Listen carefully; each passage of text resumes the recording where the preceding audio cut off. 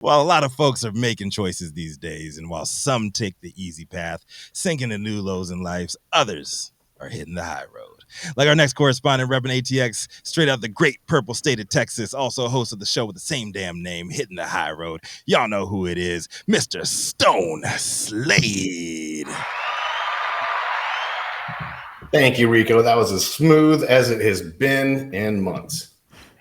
Today, my story comes out of the great state of Maine, Camden, Maine. Actually, it's known as the jewel of the Midwest of Mid-Coast Maine, a special place where the mountains meet the sea. It's uniquely charming and historic small town that offers you year-round outdoor recreation to its residents and visitors. In fact, Travel and Leisure recently ranked Camden number 9 on its list of the 20 most beautiful small towns in America.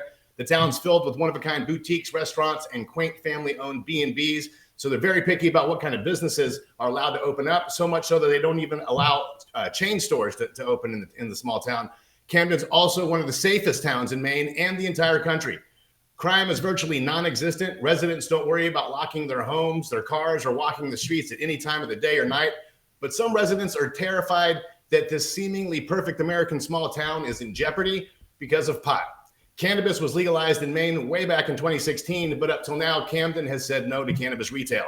A nonprofit corporation called Camden Cares at camdencares.me has launched a website with the intention of spreading some of the thickest anti-cannabis propaganda that I've seen in a long time to keep it that way. The group is just formed. April 11th is currently using the website to convince Camden voters to vote down 2 articles that will be on June 13th's town meeting warrant. One article asked if residents would like to approve retail cannabis shops in downtown and business districts in Camden with a setback of 500 feet from schools or libraries. And the other asked the same question with a larger setback of 1,000 feet. Camden Cares president, Jordan Cohen, is urging a vote of no on both. He points out that people should not feel that they must choose one or the other, but can vote both down. The site states, Camden's a place where kids can be kids and parents don't have to worry about where they are until supper time. Dispensaries normalize cannabis use, send the wrong message, and research shows that they are a substantial threat to the health and well-being of everyone in the community, especially teens and children.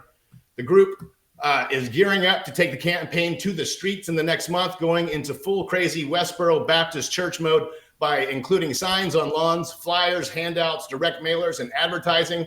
Mark Benjamin of Botany is one of the businesses trying to open in Camden, has refuted the arguments made in Camden Cares website. He argues that it is false that stores would increase children's access to cannabis and notes that teens get their cannabis through the illicit market rather than legal stores that require you to be 21.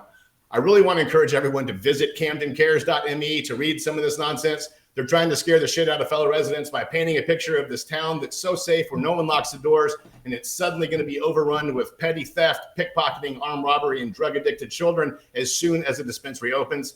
This bullshit on the Our Kids page alone is enough to blow your mind. Let me give you those 5 topics really quick before I wrap this up. Number 1, retail dispensaries normalize cannabis use. They put a stamp of approval on cannabis and send the wrong message to kids. Number 2, cannabis is an addictive and destructive drug. Number 3, THC concentration in cannabis products sold at dispensaries is as high as 99%.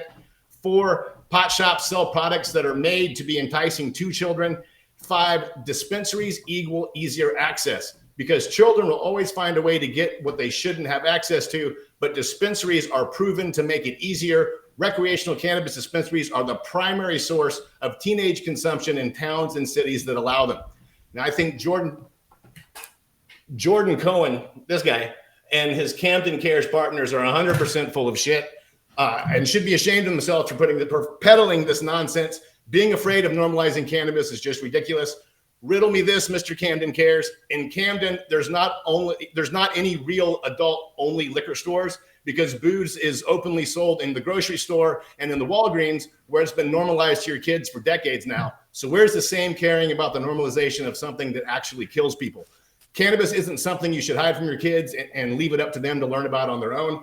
Normalizing cannabis removes the curiosity and the taboo. If you really care about your town and your kids, pull your head out of your reefer madness and educate yourself. I'm Stone Slade reporting for the High at 9 News Hour.